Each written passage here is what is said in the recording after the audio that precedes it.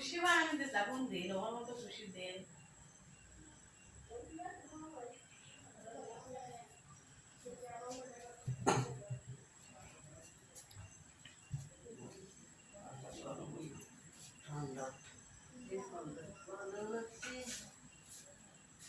সর্দি কামাই দিচ্ছি আমার সাথে থেকে